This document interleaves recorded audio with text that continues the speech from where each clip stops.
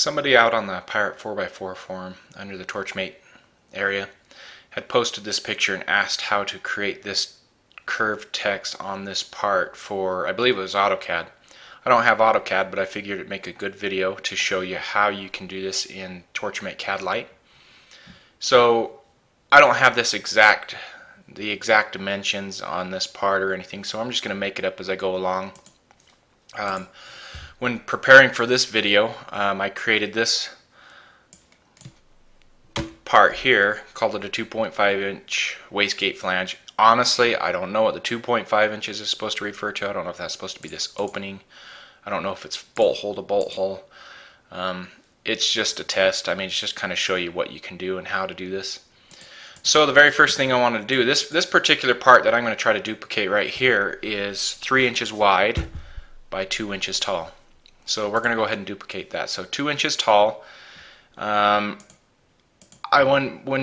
preparing for this, I was trying different ways to create this part. Starting out with a square isn't that great. It doesn't work that well. If I make it a 1 by 1, I've got to take this lock off. If I make it 1 inch square, rotate it 45 degrees, and say, okay, now that I've got it in this position with this box unlocked, if I want it 2 inches tall by 3 inches wide, that gets us closer to the part, but then you have to go transform, round corners. You can round the corners equally like I just did there, or you can go to transform, fillet round corner, and we'll round the out. Let me down that 0.20. You can round the outside, hit apply, round the top, maybe 0.6, hit apply, and you're getting kind of close at that point. I thought what probably worked better was to do a bunch of circles. So the first thing I'm going to do, let me zoom out a little bit, is I'm going to duplicate this inner circle and then these outer circles. So the inner circle is about 2 inches square, so 1 inch radius gives me a 2 inch circle. And then I believe on this outside edge, again, this isn't referring to any particular pattern or anything, so yours may vary, but there are a couple of tricks here that may help. I'm going to make this a 1/2 inch circle, 0.5, because I don't have the lock set. I have to set X and Y. And I'm going to duplicate this with a Control D. Again, as in previous videos, I'm going to use the hotkeys where I can because I just have them memorized, and trying to find where they're at underneath the menu is not always that productive. I don't even know where the duplicate one is, honestly, but I will try to show them if I do know where they're at least once, so you can find them and use them even if you don't remember the hotkey sequence. So what I'm going to do is I'm going to show you something in the alignment tool, which is actually pretty cool. If you go to Layout, and I think it's under Arrange and Distribute, Alignment, this is the alignment tool. As long as you have an object on your board and selected, then your menu up here changes to this alignment menu. I always access that with an Alt K or Control K. Alt K brings up the menu and you can do things. Control K will remember what your last setting was when you were underneath Alt K or this menu, and it'll duplicate it. So what I'm going to do is there are a few ways to make this the width that we want, 3 inches in this case. You can take this left circle and take the X value, and as long as this left nub, one of these left nubs is selected, you can take this X value, and then you can go and select this right circle, select one of the right nubs, put in the X value plus 3, and that makes it exactly 3 inches apart. And then you can take these two smaller circles, group them with a Control G, and then you can take Shift. I click this, then hold down Shift and left click this object, hit my Alt K, and then I can center this. And basically that you can see that it centered this circle on these two circles, and it's 3 inches wide at this point. However, I want to show you another cool thing that you can do, at least with the alignment tool. If I wanted this to be 4 inches wide, for instance, I can go and create a box. Let's just create a box. The height doesn't matter, but let's say we want it 4 inches. Now, if I take all three of these objects and then hold down Shift and click my final object, the object I want to make spread the width out on, hit Alt-K, what I'm going to do, first of all, you don't have to do this part. This isn't necessary. I'll do the other part first, and then I'll show you what I'm going to do. I'm not 100% sure if these are aligned horizontally, so I can click this horizontal center button, but it's not necessary in this piece. Now, if you look at this equal spacing option, what this will do is it'll take these objects and it'll try to equal space them across whatever it can. What I did is as I selected this as the last object, this little box right here, I'm going to hit this equal distribute and watch what happens. Yeah, that didn't work. Okay, let me figure this out real quick. Oh, that's my problem. These are grouped. It tried to distribute these two objects. I need to ungroup these. Alt-G will ungroup those. Now let's try this again. I'm going to move this circle back into the center because I want it to try to keep this format. Highlight all of these, shift left click that. Now Alt-K again, I could have done Control-K, but I'm going to show you the Alt-K. I'm going to click the equal spacing again, and you notice how this left edge is lined up with this circle, this right edge is lined up with this circle, and this one's centered. If I want to change this again, let's make this 3 inches wide. Highlight these, shift left click this, Control-K because it's just going to remember what I did on my last Alt-K. And there we go. Basically, it's equal spacing. There are times when this comes in quite useful. I've had to create, like for instance, I created a coat hanger, and I needed the hooks equally distributed along the bottom. And what I ended up doing was using that spacing tool, and it equalized everything for me. So it comes in quite handy. Now, I do have one problem. These circles don't quite touch. If I zoom in, you can see that they're not quite touching. That's okay. What I'm going to do is I'm just going to create a little square that overlaps every single one of these, and I'm going to highlight this, and I'm going to do a basic weld right here. I actually created a hotkey for it, Control 2, so I'm going to do this basic weld. Now, there are many ways to try to get this angle between here, and basically having to delete all of these points in between. Now currently I'm working in a polyarc format. That's what I use by default underneath Torchmate CAD Lite. So if I double click on this, you can see that I don't have very many points. Polyarc has a point and an arc, and that's the way it operates. Now if I wanted to get a line between this edge and this edge right here on the apex or whatever they call it, then I would have to get rid of these points in between. But because I'm in a polyarc, you're going to get unexplained results. You can try to mess with it. It's just going to be a pain.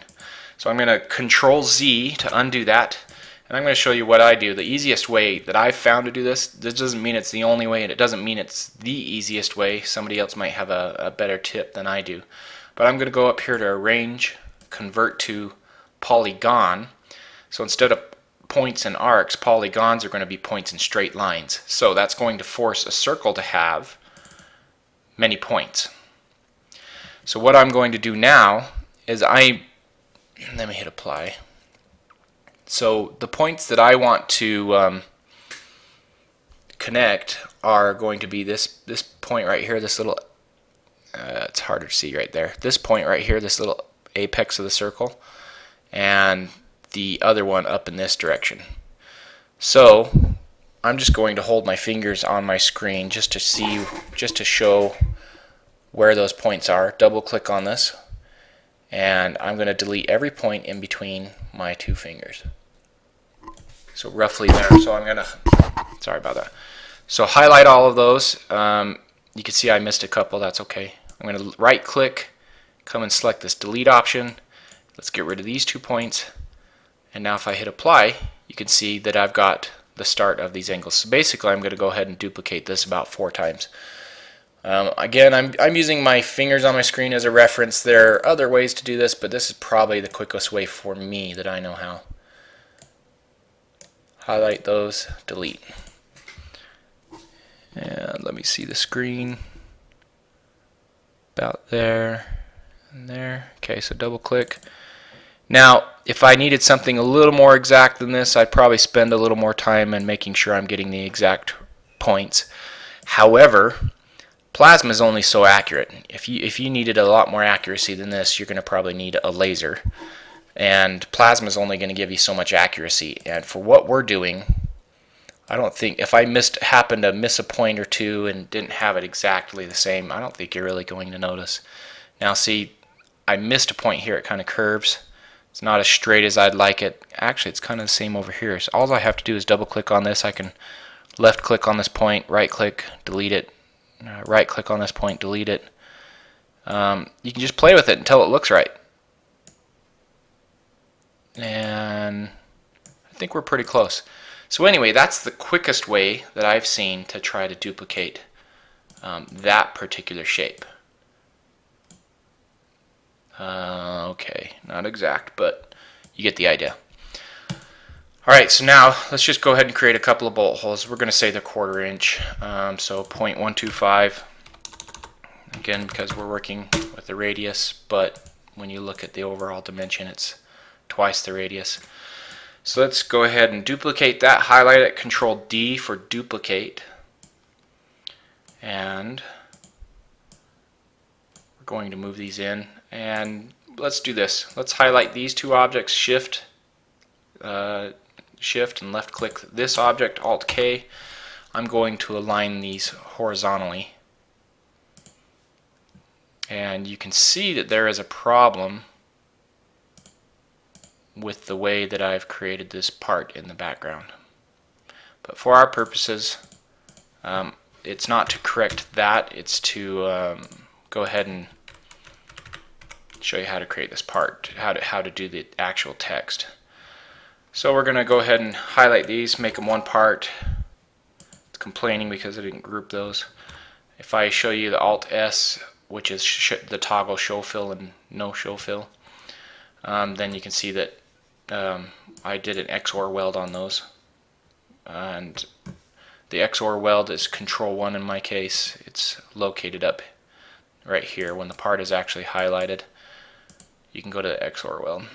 Anyway, so what we're going to do is, I don't know what size radius the part may need. Let's just say it's, I don't know, 1.5 inches. Select circle, come in here. So I'm going to hit 1.25 divided by 2. Now this is something you can do. Instead of having to calculate things all the time, you can punch it in like that. Multiplication and division operations, as in regular math, are performed first, and then addition and subtraction. So if I had 1.25 divided by 2 plus 1, the first operation to happen is 1.25 divided by 2, and then you add 1, which is not what I want. I wanted 1.25 divided by 2. I was just trying to show you that. So 1.25 divided by 2, I'm going to shift click the outside object, Alt K, and just center this on this. We'll say that that's the hole that we're going to generate. And for what we're doing right now, this will be perfect. I am not going to make this part of the part yet, and I'll show you why. Now what we want to do is we want to grab the text tool. Grab the text tool, select it. You notice the text tool is kind of white and it with an outline. However, if I move it close to a curve, it turns black. We're going to move towards the inside curve until it turns black, left click, and I have my font height about 1/8 inch tall right now, which is about right for this part. You can adjust that as you need. My font slant, I don't need a slant. That's like italicizing. My kern percent, that's the distance between each letter. I have it at 100 right now. That's the default, I believe. Line spacing, we're not creating lines. We're creating a single line, not multiple lines. So you don't have to worry about most of these settings. I'm going to go ahead and use Arial text. We're going to call this Torchmate test part, and we'll call it 2.5 inches or something. 2.5 if I stop typing commas. Okay, so this kind of gives you an idea. Now this, I'm about to show you a tool that I discovered by accident. I did discover that it is underneath, where is it?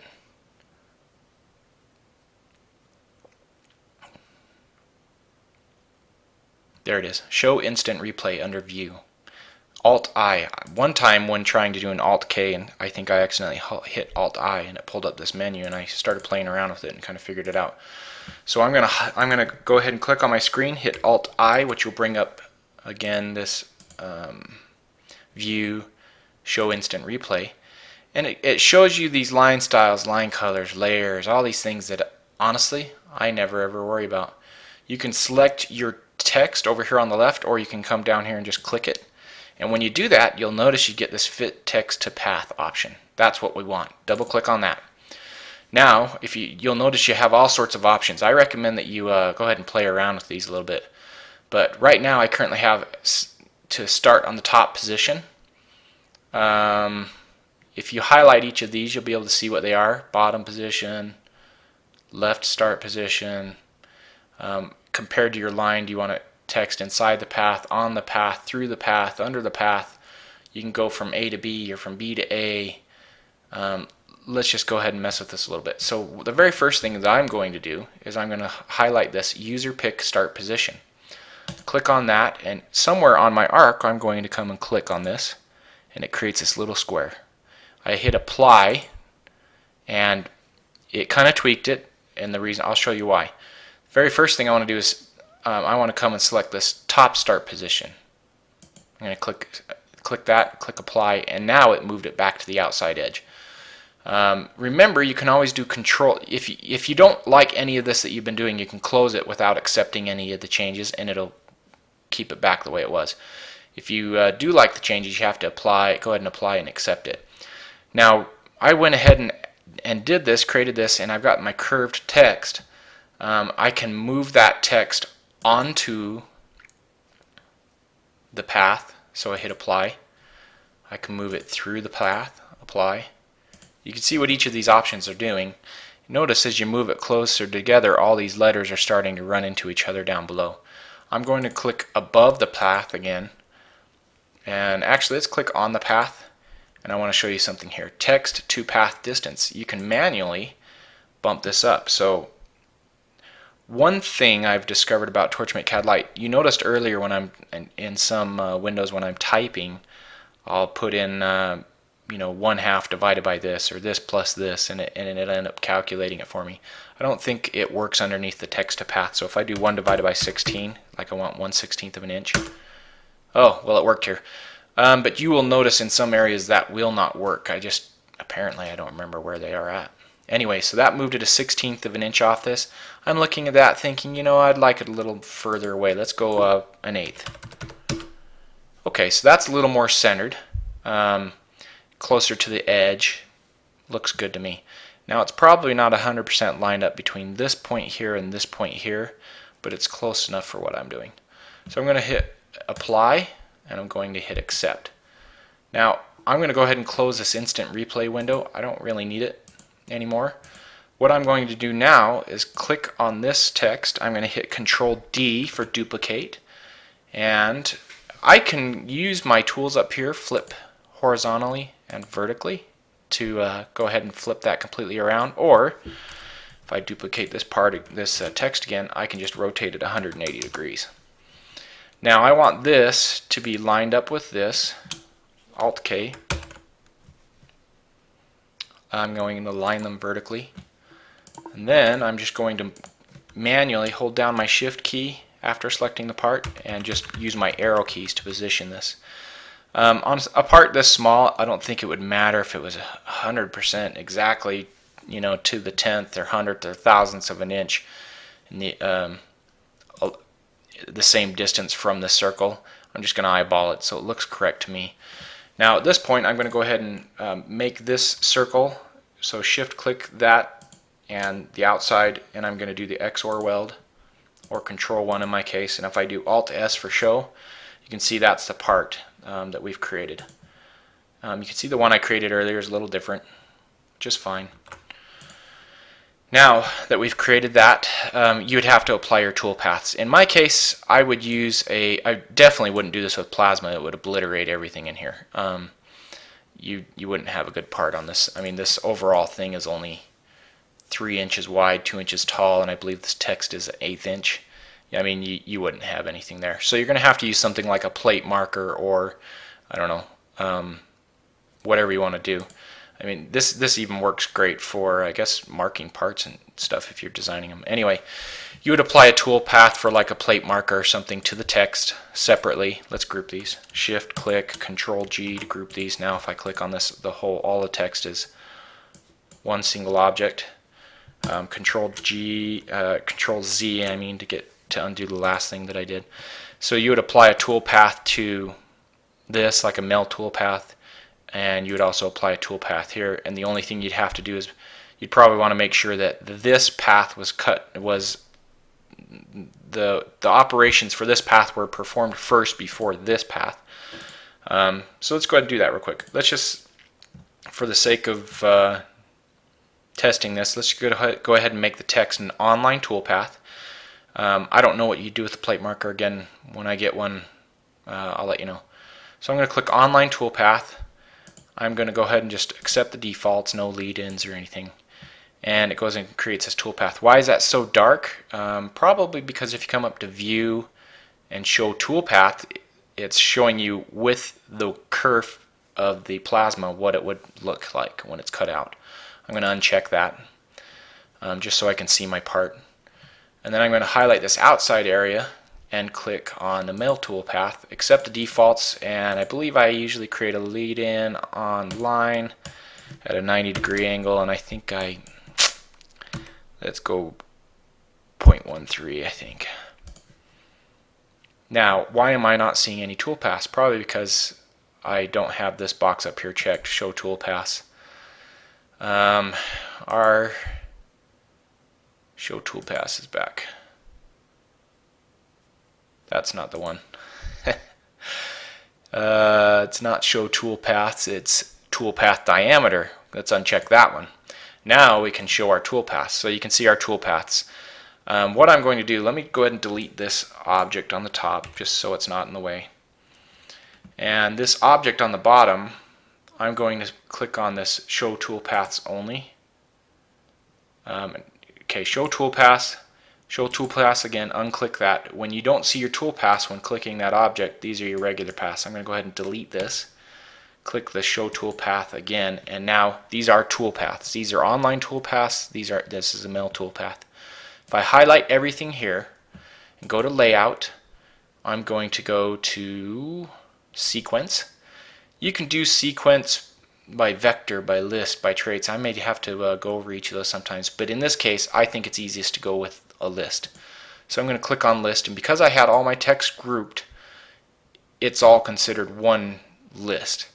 And you'll notice that my cutting order is the outside first, and then, or the operations order, and then the inside.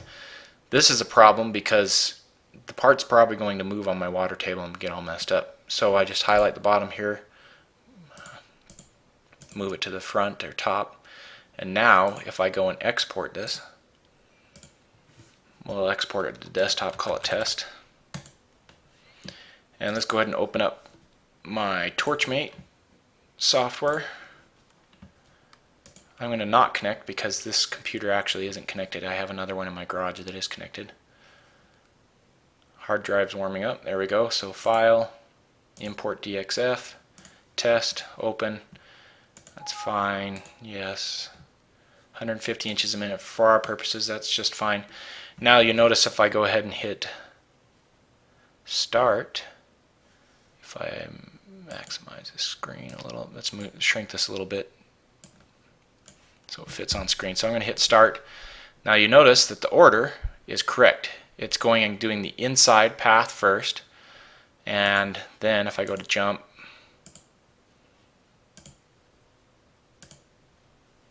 and after it's done the inside path, it'll come to the outside path. Well, the outside pieces. It's going, since it's a Meld toolpath, it'll cut the inside circles, and it's going to move to the outside. And you'll notice that it was cutting in the wrong direction, but that's probably because when I reinstalled my Torchmate software last night, I had a problem and I couldn't figure it out. I shouldn't have reinstalled it because I figured it out this morning, but when I went and did that, and I go into create toolpath. Let's highlight this. Machine, create toolpath. Doesn't like it because there already is a toolpath. I can break that, or I can just create a new object. Machine, create toolpath, mail. You'll notice that my direction is set to conventional instead of climbing. We'll go ahead and change that. I don't care about those messages. Say OK. So now that should have changed my direction. Okay, so if any of you have any questions specifically that you'd like me to follow up on, let me know. But otherwise, well, let's mess with the text one more time. Let's go ahead and delete this piece. I've used this curved text piece quite a few times. So let's just mess with that one more time. I'm going to just create a simple line with 3 points. Hit apply. And if I double click on this line, it's a polyarc line with 3 points. So I'm just going to go ahead and curve this line up, curve this line down. And I'm going to select my text object, move it close to the line until it turns black, select on it. Let's make our text a little bigger. And we'll just type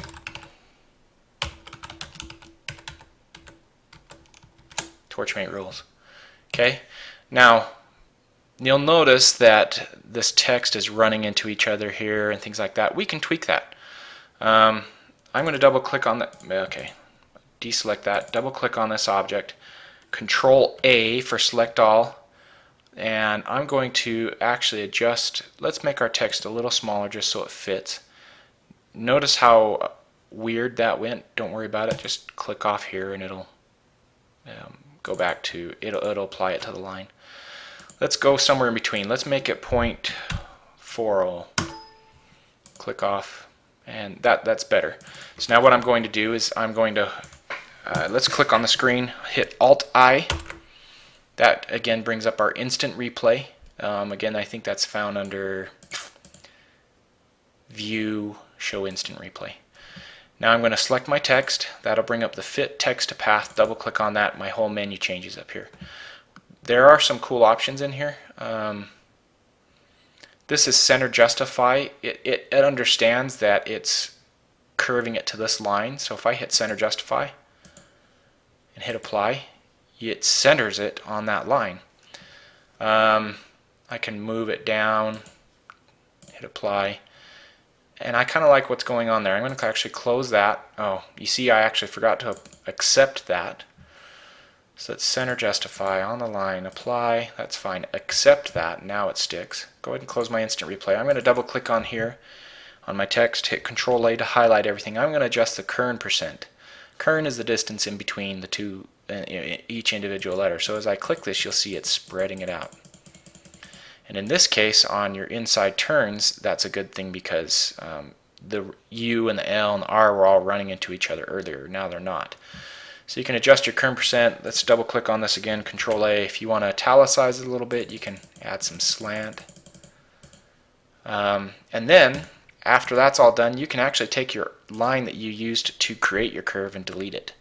This object will stay as it is at this point. Anyway, I recommend that you play around with the text curving. You know, go create some weird shapes. Try to, you know, just run some tests. You'll get an idea that sometimes it's a little frustrating when you're typing something it's not doing exactly what you want. But if you do the Alt-I, select your text, double click on that Fit Text to Path, and then just start messing with these options. Just hit Apply in between each one. Let's try the B to A over here. That's not what we want. Centering it, I don't think is going to help. But I mean, just play with these options. I mean, you can see everything that's happening here. You get an idea. Now you probably have to like accept this. Double click on here, Control A to highlight your text, and you probably have to, something like this, you'd have to actually go and bump the kern way up so that it's not running into it like it still is. Anyway, just go ahead and play around with it. You just need to get used to using it, and I mean, you can do all sorts of things with the Torchmate CAD Lite. You notice there aren't a ton of tools over here, but at the same time, I think I can do everything that I really need to. So if you have any questions, again, go ahead and post them in the comments. I'll see if I can answer them. If there's enough questions along any certain lines about how to do something, maybe I'll just go ahead and make another video. Anyway, thank you for watching.